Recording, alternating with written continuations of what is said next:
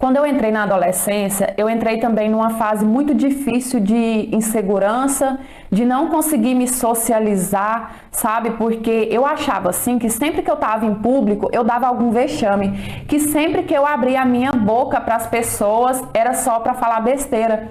Então, às vezes, quando a minha mãe ela me obrigava a ir nos lugares porque eu não saía, mas às vezes ela falava assim, não tem um aniversário e esse você vai ter que ir, eu já ficava criando uma situação na minha cabeça que eu ia chegar lá e que eu só ia pagar amigo.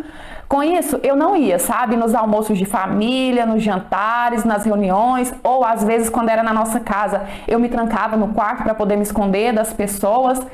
E eu tenho uma tia que eu acho que infelizmente toda família tem uma dessas, né, que é fofoqueira, linguaruda, que adora tomar conta da vida dos outros. Ela começou a colocar na cabeça da minha mãe assim que eu era louca, que a minha mãe ela tinha que fazer alguma coisa, ou me levar para tratar, ou chamar um padre, porque também poderia ser um encosto. E a minha mãe, eu brigo com ela até hoje por causa disso, porque eu digo, mãe, a senhora é muito influenciável, as pessoas conseguem fazer a cabeça da senhora muito fácil, e isso é perigoso, não pode ser assim, a gente tem que saber filtrar, né? A minha mãe, ela foi na onda dessa tia minha e ficou paranoica comigo, surtou, ela passou a me tratar como se eu realmente fosse louca. Tá, isso era um motivo para se preocupar? Era sim, sabe? Mas nada que uma boa psicóloga não resolvesse esse meu problema, mas não. A minha mãe, ela ficou paranoica. E aí ela me olhava como se eu fosse uma louca, ela cuidava de mim como se eu fosse uma maluca, ela não queria entregar uma faca na minha mão, ela não queria me dar um prato de vidro, sabe? Uma coisa extrema. E aí, né, uma vez, já tinha um tempão que a minha mãe estava me tratando dessa forma, eu já até estava meio que acostumada. Eu estava com 15 anos e estava numa TPM, gente, até hoje, eu tenho uma TPM do cão. Já tentei tratar, já tentei tomar coisas naturais, que as pessoas falam assim que é bom, mas nada resolve. Se eu tiver na TPM, sai de baixo, deixa eu quietinho no meu canto. Eu tava na TPM nesse dia, tava num daqueles dias também que parece que você levantou com o pé esquerdo, que tudo tá dando errado, resolvi dar uma faxina no meu quarto. Nisso eu tinha tirado as gavetas da minha cômoda para poder limpar e aí eu já tinha encaixado a maioria. Quando eu fui encaixar a última, eu não estava conseguindo. Todo jeito que eu tentava, parece que não estava dando certo. E aí nisso, eu já estava estressada, estava na TPM, eu meio que surtei. Mas assim, gente, eu surtei de uma forma que todo mundo em algum momento da vida surta, é normal. Então eu peguei, sabe, na hora do estresse, dei um murro na minha gaveta, tentando encaixar lá a força, mas acabou que eu quebrei o meu dedinho. E aí eu comecei a gritar, sabe? Eu dei um grito de ter meio que surtado e também de dor que o meu dedinho tinha quebrado. Nisso a minha mãe veio louca no quarto ver, perguntou, o que que é isso, Sofia? O que que é isso? Eu falei, caramba, dessa gaveta, eu surtei, eu dei um murro. Sabe o que que a minha mãe fez, gente? Vocês não vão acreditar. A minha mãe, ela simplesmente chamou o sanatório para mim. Sim, ela estava certa de que aquilo era um surto psicótico e que eu precisava ser internada. Eu fui da minha casa até naquela clínica, parecendo uma louca mesmo dentro daquela ambulância, gritando e xingando e chorando. Eu não acreditava que a minha mãe estava fazendo uma coisa daquelas comigo por causa de uma fofoqueira linguaruda, sendo que ela conhecia muito bem a irmã dela. A minha mãe, ela sempre soube que a minha tia é daquela forma e mesmo assim ela estava fazendo aquilo comigo. Como eu estava com muita raiva, né, claro, pelo que a minha mãe tinha feito comigo, eu cheguei na clínica bem alterada, nervosa, xingando todo mundo, chorando. Então acabou que eles me deram um calmante, né, para eu poder dormir. Só que para mim foi muito bom, gente. Eu realmente estava precisando descansar e eu dormi assim, ó, várias horas, sabe? Descansei tanto que no outro dia parece que eu levantei até leve, calminha, tranquila, tava me sentindo tão bem. Pouco tempo depois que eu acordei, chegou o psiquiatra para poder me avaliar, né? Dr. Tiago, um amor de pessoa. Eu sempre disse para ele que ele pode se orgulhar do ótimo profissional que ele é. E aí nisso o Dr. Tiago começou a me fazer várias perguntas, né? Perguntando da minha família, dos meus pais, da minha infância. Gente, conversou um monte. No final das contas, ele me perguntou por que que eu tava ali, né? E eu contei que eu era muito insegura, que eu tinha um problema em estar no meio de pessoas e por causa disso a louca da minha tia, que ela sim deveria ser internada, começou a colocar na cabeça da minha mãe que eu era doida, por isso que eu tava ali. E aí, no final daquela conversa, ele me disse: olha, Sofia, eu vou ligar para sua mãe te buscar, porque não tem necessidade de você estar aqui, você não tem esse problema. O seu problema, a sua questão é mais assim, eu acho que idade mesmo, nada que uma boa psicóloga não dê o suporte que você está precisando. E, gente, eu gostei tanto, mas tanto de conversar com ele, porque eu nunca tinha conseguido me abrir daquela forma com ninguém, que eu virei para ele e eu falei assim: então, doutor, será que por acaso, se eu quisesse, não teria como eu continuar aqui por mais um dia ou dois? E ele, né, falou assim: uai, por que? Não tem necessidade. Eu falei: eu sei, mas eu tô precisando descansar, eu tô precisando ficar longe da minha família um pouco. E eu amei também conversar com o senhor, então eu queria ter mais oportunidade da gente conversar mais um pouco. Ele falou assim: olha, Sofia, isso é meio estranho, porque geralmente as pessoas querem fugir daqui, mas se você quer, por mim não tem importância. Acabou, gente, que eu fiquei naquela clínica por uma semana sem necessidade. Não tomei um medicamento porque eu não precisava, só que eu conversava com ele todos os dias. Fiquei uma semana longe da minha família, que para mim foi o melhor. Então, assim, era como se eu tivesse tirado um período de férias mesmo. Eu precisava daquele descanso. E aí, no final dessa semana, né, ele ligou para minha mãe para poder ela me buscar. E na alta, ele contou para minha mãe que eu não tinha necessidade de estar ali, né? Que eu fiquei ali porque eu quis e ele deixou, né? Ele quis me dar esse espaço, né, para eu poder respirar, para eu poder ter uma pessoa para conversar que não fosse a minha família. Porque a minha família só falava comigo me julgando.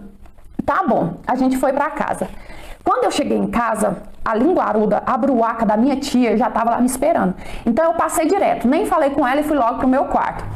Quando eu estava no quarto, eu escutei a minha mãe contando para ela que eu não tinha problema nenhum e que eu só fiquei internada lá na clínica por uma semana porque eu quis e o psiquiatra, né, resolveu deixar. Nisso que a minha mãe contou, a minha tia começou a falar assim que então eu tinha que levar uma surra, porque eu fiquei internada sem necessidade, só para chamar atenção, só para deixar a família preocupada à toa. Nessa hora eu estava com o celular na mão e eu fui e mandei um WhatsApp pro doutor Tiago. Eu nem achei que ele fosse responder naquela hora, porque ele é muito ocupado, né? Eu falei assim: eu não queria ter vindo embora, eu preferia estar na clínica. E na mesma hora ele me respondeu, ele mandou: o que foi, Sofia? O que tá acontecendo? Eu fui e contei, né? Falei: a linguaruda da minha tia já tá aqui perturbando, falando assim que a minha mãe tinha que me dar uma surra, que eu fiquei internada para chamar atenção. Nessa hora ele me ligou e eu até estranhei. E ele disse assim: Sofia, passa o telefone para sua tia. Falei: pra quê, doutor? Ele falou assim: passa lá. E aí nisso eu fui lá, né, entregar para ela. Só que antes de eu entregar o celular para minha tia, eu coloquei no Viva Voz. E ele falou assim: alô, é a tia da Sofia? E ela: sim, por quê? Ele falou assim: eu queria saber da senhora qual faculdade a senhora se formou. E a minha tia: como assim? Eu não fiz faculdade nenhuma. E ele falou assim: então o único problema da senhora é falta do que fazer mesmo? E a minha tia, no maior sem gração, né? E ele falou assim: olha, eu sou psiquiatra e eu, como psiquiatra, estou receitando para a senhora arrumar um gato para cuidar. E a minha tia: um gato, por quê? E ele falou assim: porque assim a senhora vai ter 8 vidas para cuidar, a sua e mais as 7 do gato, né? Quem sabe assim a senhora deixa a Sofia em paz. Gente, nessa hora, eu fiz a mesma cara de satisfação que eu tenho certeza que vocês estão fazendo aí agora. Até a minha mãe, eu olhei pra minha mãe, sabe? Ela tava com uma cara de quem achou bom. E foi bom também, porque depois disso, eu acho que a minha tia, ela ficou com tanta vergonha, que ela me deixou quieta, sabe? Ela parou com esse negócio de ir lá pra casa pra ficar infernizando a minha mãe, colocando a minha mãe contra mim. O doutor Tiago, ele virou muito meu amigo. Até hoje, de vez em quando, eu falo com ele no WhatsApp. Sempre que tem alguém precisando, sabe, desse tipo de profissional, eu indico ele. Nossa, não cante falar o ótimo profissional que ele é. E eu acho que aquele meu problema de insegurança extrema era mais coisa da idade mesmo, porque hoje em dia a minha mãe diz assim: Sofia, você parece até política quando você sai na rua, junta multidão querendo falar com você. E é mesmo, gente. Eu conheço tanta gente, que eu vivo rodeada de pessoas, não tenho problema nenhum com isso. Olha, eu confesso que eu já não me achava uma pessoa normal. Sério, eu me achava meio fora de órbita, mas esse pessoal que eu conheci, meu Deus do céu, vai vendo aí. Primeiro, eu conheci o cara que seria o meu então namorado. Foi assim, eu fui no cinema com a minha amiga e ele estava sentado na poltrona de trás da gente. Nisso teve um momento que eu comentei com ela alguma coisa a respeito do filme. Eu lembro que ele discordou, a gente começou ali meio que a discutir, só que no final acabamos trocando redes sociais. Nisso a gente começou a conversar pela internet e, gente, eu conversei tanto com ele, tantos dias pela internet antes de aceitar sair com ele, sabe? Antes de aceitar ter um contato físico, mas tanto que vocês não têm noção. E mesmo assim não foi o suficiente para perceber que aquele cara era no mínimo avoadinho, né? No primeiro dia que a gente foi sair, ele foi na minha casa me buscar e a minha mãe estava saindo também. Nisso que ela estava saindo, ela pegou na mão dele para poder cumprimentar, né? Para poder se conhecer normal. Só que ele agarrou a minha mãe e ficou um tempão abraçado ela, aquele abraço mais forte, como se ele conhecesse ela e tivesse com saudade. Eu lembro que a minha mãe, ela me olhava com uma cara assim de quem não tá entendendo nada, de socorro, de medo, sabe? Passou. Depois, ele cometeu uma bizarrice aqui, outra ali, mas algumas coisinhas que eu até considerava normal. Outra coisa que me chamou a atenção foi a primeira vez que a gente foi comer junto num restaurante. A gente chegou lá, pediu o nosso prato, foi servido, né? Só que ele começou a organizar, a mexer no prato dele. Ele ficou uns 30 minutos organizando a comida dele toda certinha, colocando tudo do jeito que ele queria. Eu nem consigo explicar, antes de começar a comer. E eu já estava agoniada com aquilo, já estava completamente desconfortável. Só que até aí eu pensei assim, ele deve ter um toque, né? A pessoa não escolhe. Se foi isso, eu tenho que ter paciência e tenho que saber lidar. Como ele não tinha me falado nada a respeito disso, eu também não achei de bom tom ir tocando no assunto e perguntando. Só que naquele mesmo dia, ele acabou me mandando mensagem contando que ele tinha um problema, né? Que ele tinha mania de organização, de limpeza. E eu falei assim, é mesmo só um toque. Mas com o tempo, eu vi que não se tratava só disso, que a coisa era bem pior. Quando estava com 2 meses que a gente estava namorando, e eu confesso que nessa altura eu já estava assim começando a gostar dele de verdade, ele me chamou pra gente ir numa festa junto com os amigos dele lá que eu não conhecia ninguém. E eu vou fazer uma observação aqui que é muito importante. Nessa altura, gente, com 2 meses de namoro, a gente não tinha tido relação sexual ainda. Guarda essa informação porque vai fazer sentido no meio da história. Mas eu fui nessa festa com ele, né? Apesar de não conhecer nenhum dos amigos. Chegando lá, uma das amigas dele me chamou para dançar e eu fui. No meio da nossa dança, essa menina começou a me apertar, a me abraçar, a me pressionar no corpo dela e eu já comecei a estranhar essa situação. Só que não bastasse isso, ela começou a tentar me beijar. Ela tentou beijar na minha boca, me agarrar à força e eu pedindo para ela parar, mas ela insistia que eu ia gostar para eu deixar. Até que teve uma hora, eu estressei, empurrei ela, falei assim, dá licença. Voltei e comecei a reclamar com ele. Falei assim, essa sua amiga é muito inconveniente. Ela ficou tentando me agarrar à força e eu pedindo pra ela parar. E ela tentando assim mesmo, ela é maluca. Ele virou pra mim e falou assim, e você não quis ficar com ela?